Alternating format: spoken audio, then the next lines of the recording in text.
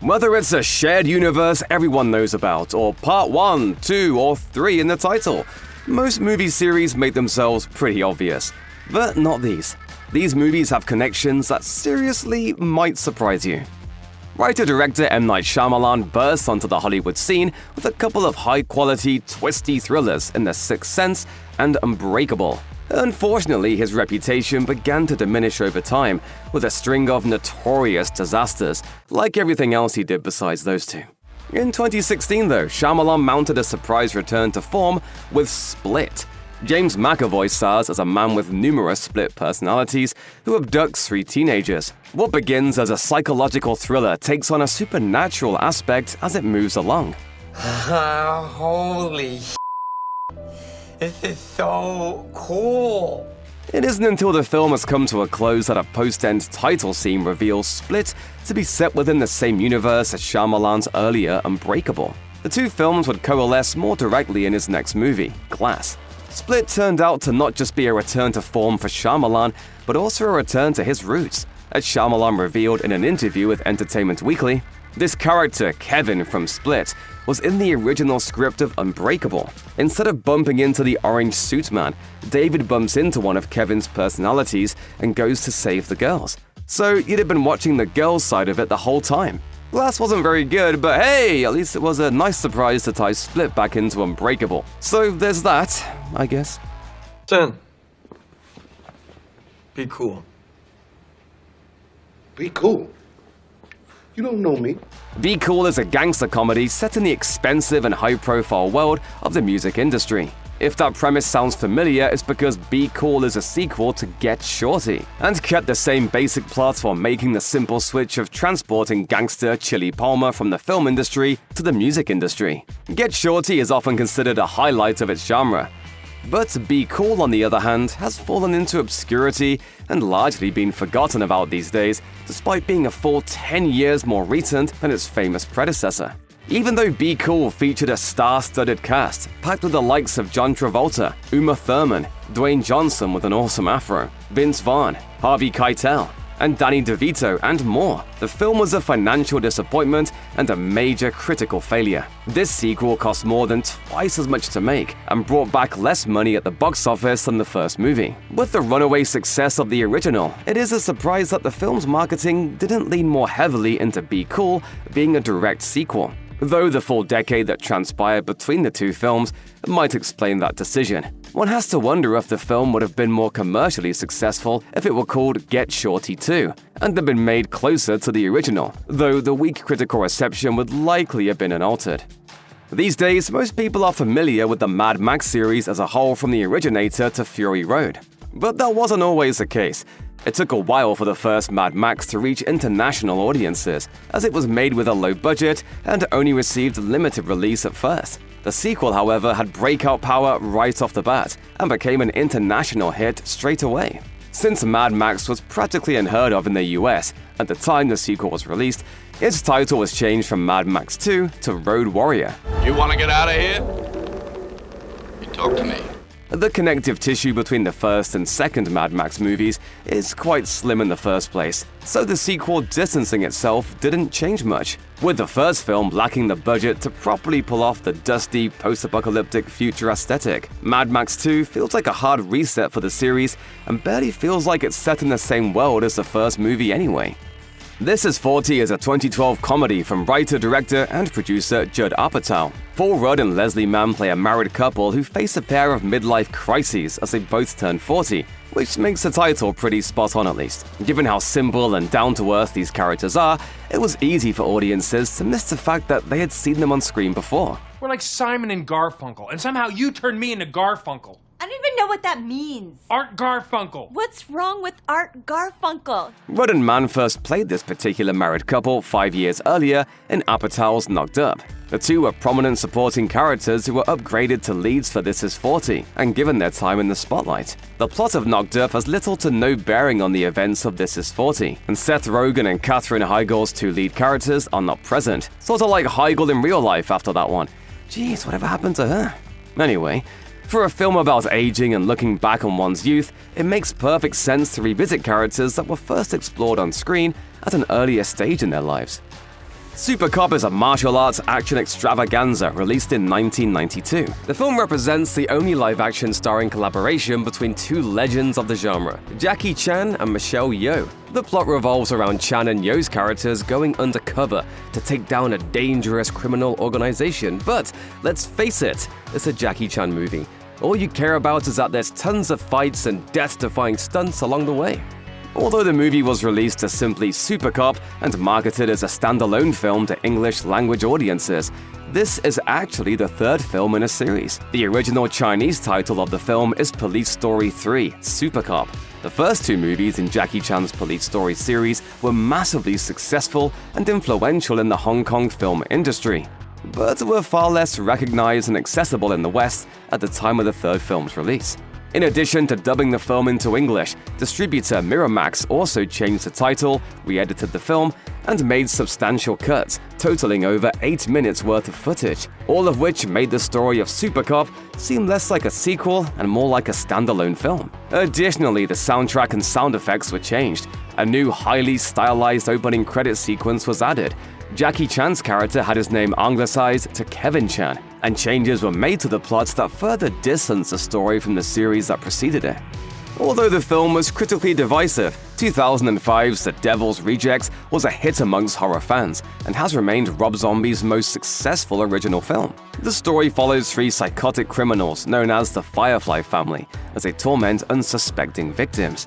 They are put on the defensive when a vengeful sheriff proves willing to break the law to take them down, and he just might be even more disturbed than them.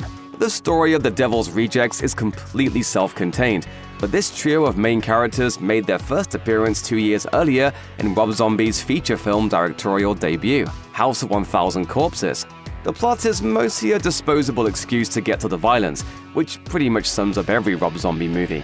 But Zombie knew he was scratching at the surface of something more interesting with the Firefly family. When he revisited them in his next film, the result was a more cohesive story and a more mature film. 14 years later, Zombie revisited these characters once more in 3 from Hell. Get Him to the Greek is a raunchy 2010 comedy about an intern tasked with transporting a wild, unpredictable musician from the UK to Los Angeles to get to an important concert on time. The film was a modest box office success and earned a certified fresh badge from critics on Rotten Tomatoes. As well received as Get Him to the Greek was, though, it is a secret sequel to a movie that performed even better. Before filmmaker Nicholas Stoller made Get Him to the Greek, he made Forgetting Sarah Marshall as his directorial debut. Stoller wrote Get Him to the Greek himself and elevated the standout supporting character played by Russell Brand in Forgetting Sarah Marshall to a leading role. Why did you do this to me? Out of love.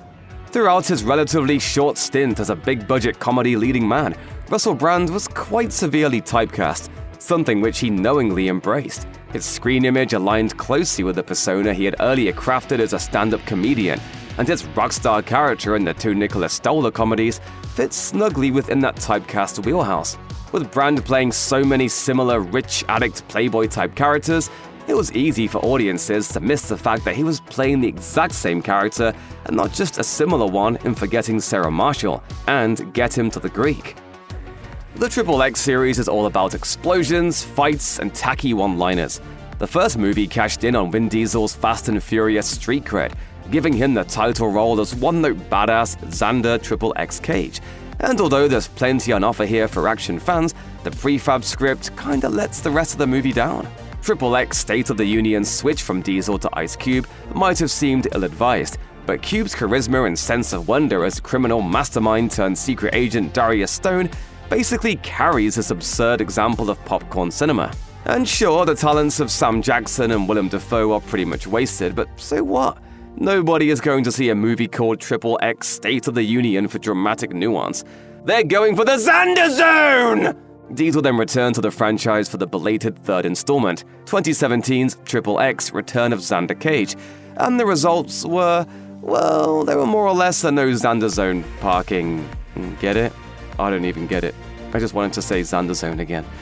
Anyway, Oldboy first stole the spotlight when it won the Grand Prix at Cannes, introducing a whole lot of people to Korean cinema and stunning audiences around the world. It also set the gold standard for hallway fights and featured the octopus-eating scene of all octopus-eating scenes. Oldboy is actually the second installment in what's known as the Vengeance Trilogy. This loosely thematic saga began in 2002 with sympathy for Mr. Vengeance, the story of a man seeking revenge for the death of his daughter. Then Oldboy was released in 2003, the story of a man who sets out to bring down the people who imprisoned him for 15 years. Park finished his trilogy with Lady Vengeance, the story of a woman who hunts down the man who committed the crime for which she was framed. Lady Vengeance is great, by the way, just throwing that out there. Obviously, the trilogy revolves largely around the concept of vengeance, so the titles don't lie. The basic setup for all of them is that vengeance is a messy, bloody, and murky business, and even if the protagonists succeed in finding vengeance, they're never much better off at the end of these movies.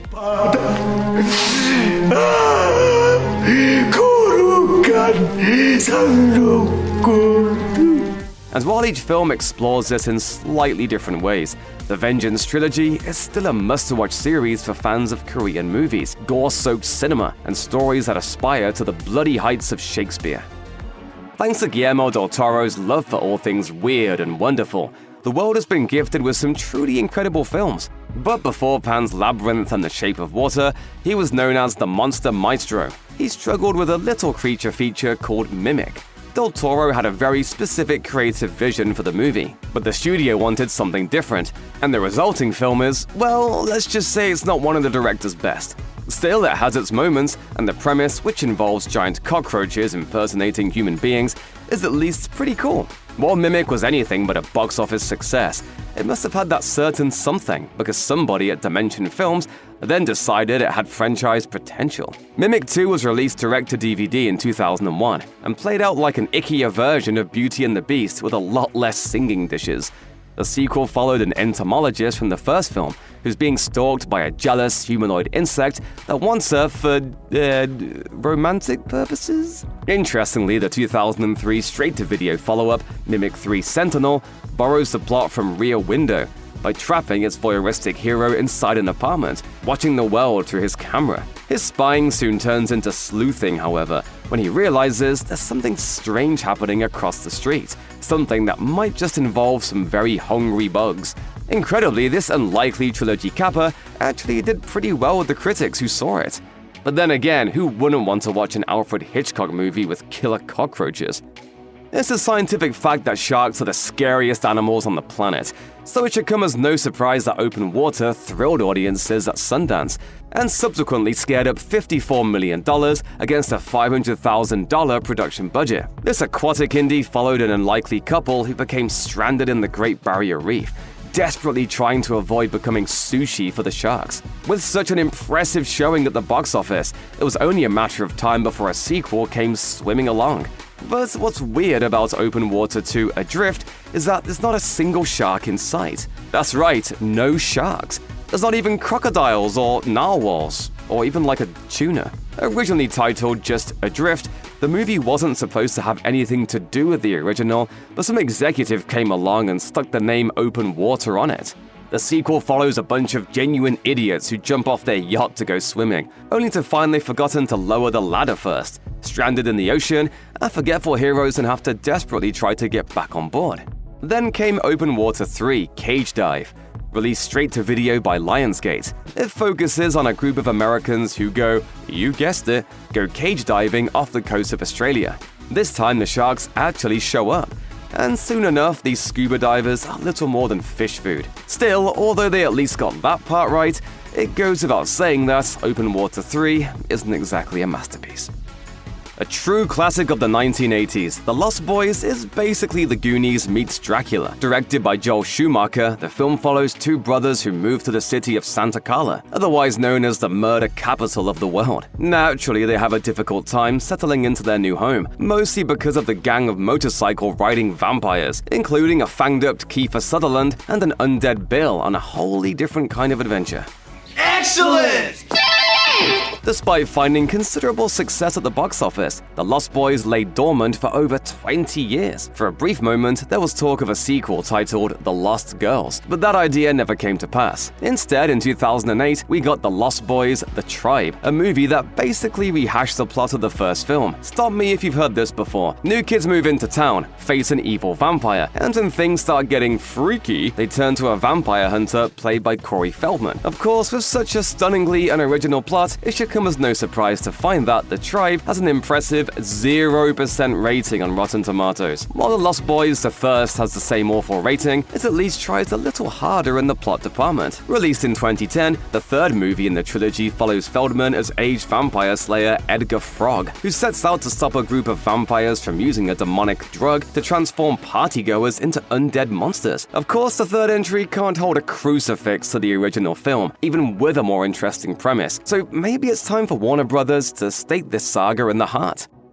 Written by Quentin Tarantino and directed by Robert Rodriguez, From Dusk Till Dawn is a bona fide cult classic. Released in 1996, the movie stars Tarantino and George Clooney as criminal brothers who escape to Mexico after robbing and killing several people. They plan to spend the night hiding out at a strip club around dusk before meeting their contact at dawn. But what they don't know is that the bar is staffed entirely by vampires. Hate when that happens. As well regarded as From Dusk Till Dawn is, however, nobody seems to remember its two sequels. For one thing, From Dusk Till Dawn boasts an amazing cast of 90s stars, but of its many lead actors, only Danny Trejo returned for 1999's From Dusk Till Dawn 2, Texas Blood Money. Instead of Clooney and Tarantino, the movie stars Robert Patrick and whoever the heck Dwayne Whitaker is. It also suffers for lacking the talents of Tarantino and Rodriguez behind the camera, and unsurprisingly, ended up being released directly to video. From Dusk Till Dawn 3, The Hangman's Daughter, which got a direct-to-video release in 2000, is actually a prequel set in the early 1900s. It features even less star power than the second one. But hey, at least Danny Trejo is still there. That guy really needs to learn how to say no to people. 2017's Call Me By Your Name was a huge success as far as independent movies go, gaining heaps of critical acclaim and 4 Oscar nominations, one of which it won. This wistful romantic love story starred Armie Hammer, before he was best known for trying to eat people, and Timothée Chalamet, before he was seemingly everywhere, in a whirlwind summertime romance between two men with something of an age difference. I'd kiss you if I could. Still, despite attracting a little controversy in that regard, Call Me By Your Name was a resounding triumph financially. But what you might not know is that it's actually the third installment in a trilogy. The first was I Am Love in 2009, which starred Tilda Swinton as the wife of a wealthy industrialist who has a passionate affair with a chef. Then in 2015 came A Bigger Splash, which also starred Swinton, this time as a rock star torn between past and present lovers, even as her current boyfriend is tempted by a younger woman. Call Me By Your Name is the only film in the Desire trilogy not to feature Swinton, but it shares thematic elements and picturesque Italian settings with those first 2 installments. One of the all-time great monster movies, The Creature from the Black Lagoon, introduced the world to the Gill-Man, the scaliest member of the Universal Monsters roster. And like his equally iconic cohorts, Old Gilly inspired a franchise that would inspire both fear and pity in this prehistoric fiend. The whole concept of the Gill-Man began when producer William Allen attended a dinner party at Orson Welles' house. There he met a cinematographer who told the story of a reptilian monster that lived in the Amazon and occasionally kidnapped native women. This bizarre anecdote inspired a spark in Allen, who went on to make that famous first film, which is about a troupe of explorers who travel to South America and encounter an amphibious beast with a thing for women in bathing suits. The movie was released in 3D, a revolutionary innovation at the time, and turned out to be an immediate hit. And before production had even finished, Universal was already setting up the next entry in a new series. The follow-up was titled Revenge of the Creature, and in this film, the Gill-Man is captured, put on display, and tortured by scientists.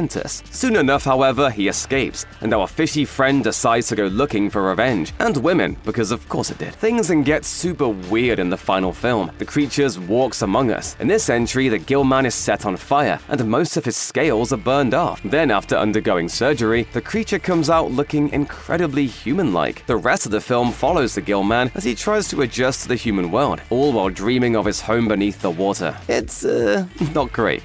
The 2010 sci-fi action film Skyline is less a piece of cinema and more a truly wild, over-the-top thrill ride. It stars Eric Balfour and Scotty Thompson as Jared and Elaine, a married couple with a baby on the way who attend a friend's birthday party as space aliens suddenly invade Los Angeles. The film has a truly strange ending too, in which Jared and Elaine are captured and taken aboard an alien ship, where Jared's brain is extracted from his body and placed into a biomechanical alien body. You know, for reasons, but Jared's brain suddenly glows red instead of blue like the other alien drones, which apparently means he has retained his memories and personality. The movie ends with the alien Jared protecting his still human wife and unborn child from the other aliens. Incredibly, things get even stranger in Beyond Skyline, a follow-up flick in which Elaine's pregnancy is accelerated, as is the growth of the daughter to whom she gives birth. Along the way, a resistance movement against the aliens begins to come together, including other alien drones who manage to maintain their inner humanity, just as Jared did. The third movie in the trilogy, Skylines, fights humanity and their half-human allies, finally managing to defeat the aliens 10 years later, under the leadership of Jared and Elaine's fully grown 10-year-old daughter. Director Liam O'Donnell helmed all three movies, so there does appear to be some kind of artistic vision at work here, no matter how little sense it seems to make. John Carpenter's self-described apocalypse trilogy intends to cause nightmares, and succeeds with a fury. Carpenter's The Thing, Prince of Darkness, and In the Mouth of Madness are all connected thematically and meant to be considered together. These films ask more questions about the nature of evil than they answer. What does pure evil look like? Can it be killed? Will we recognize it when it's staring us in the face? And most importantly, what can Alice Cooper teach us about the devil? Edgar Wright's three-flavored Cornetto trilogy began as an in-joke about treating a hangover with Cornetto ice cream, but led to a series of tangentially related genre comedies. Shaun of the Dead started it all as a film about friendship in the face of the apocalypse, where Cornetto's strawberry ice cream represented the bloody undead. Edgar Wright's feature rejected Dawn of the Dead's harsh critique of society, instead opting for a simpler statement of people good, zombies bad. Follow-ups Hot Fuzz, a police-inspired Classico blue Cornetto, and The World's End, mint green for the alien invasion, tied it all together, rewriting genre tropes of their own to great success. We love the Addams Family. Most people love the Addams Family values even more. So how haven't we heard about the third film sooner? 1998's The Addams Family Reunion is that rarest of rares, a bad movie with Tim Curry in it. Good as they are as Gomez and Morticia in the Addams Family Reunion, Tim Curry and Daryl Hannah can't compete with Raul Julia and Angelica Houston. The other replacements fare worse. To be fair, even the original cast would have struggled to make sense of a plot where a disease turns the elder Addams normal.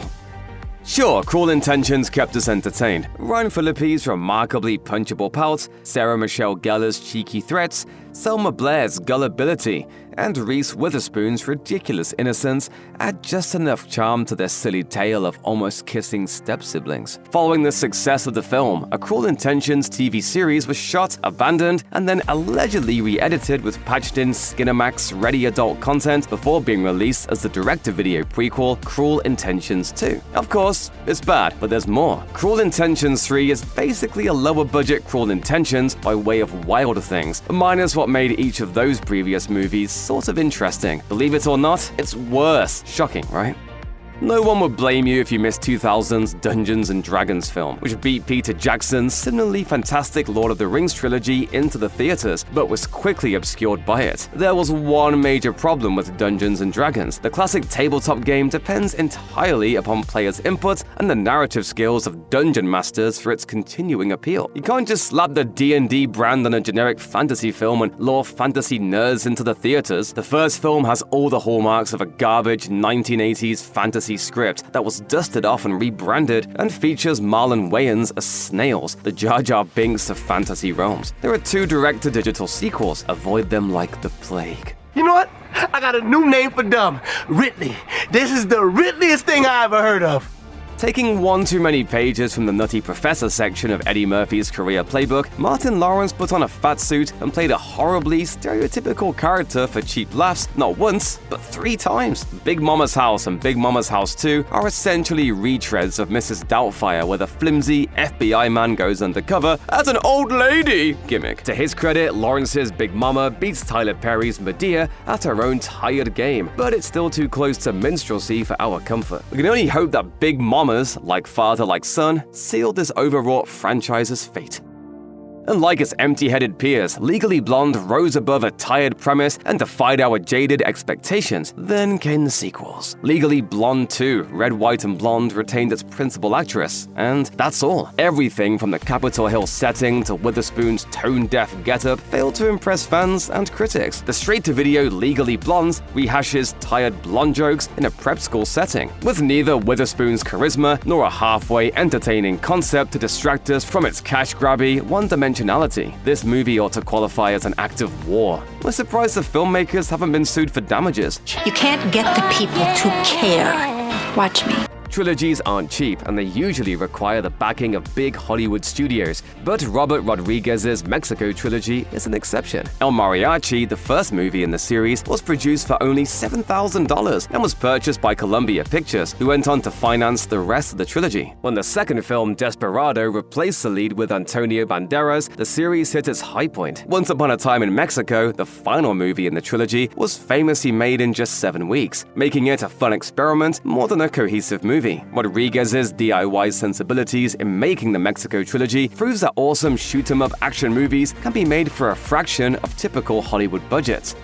A trilogy in the technical sense only, the Darkman series follows the established tradition of an inverse relationship between quality and sequel number. Sam Raimi's original Darkman takes a simple premise and makes it pulpy and palatable. The Darkman series' later entries neutered the movies by putting the original's director in the role of executive producer and hiring a competent, though bland, director instead. To make things even less coherent, Part 3 was originally going to be Part 2, and vice versa. And to make it even less coherent, Liam Neeson isn't back as Darkman. That's the extent of the sequel's uselessness in the franchise. What order they're viewed in doesn't even matter, and things without Neeson matter even less.